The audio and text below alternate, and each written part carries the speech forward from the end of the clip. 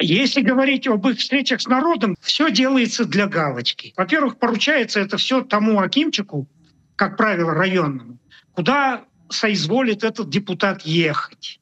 Там собирают кучку в какой-нибудь библиотеке, в актовом зале, возможно, в акимате или еще где-нибудь, 10, 20, 30 человек.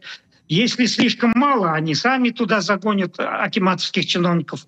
И там какая-то беседа, какая-то пустая тема. Все. Но самое главное, галочка ставится, мероприятие выполнено.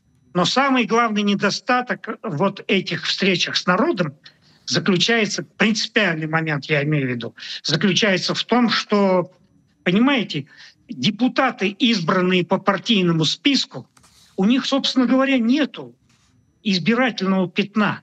У них нет собственных избирателей. Потому что когда народ голосует за партии, он не знает, за кого он голосует. Он не знает, кто в результате так называемых выборов вот в эту партию по списку, кто там станет депутатом конкретно, пофамильно.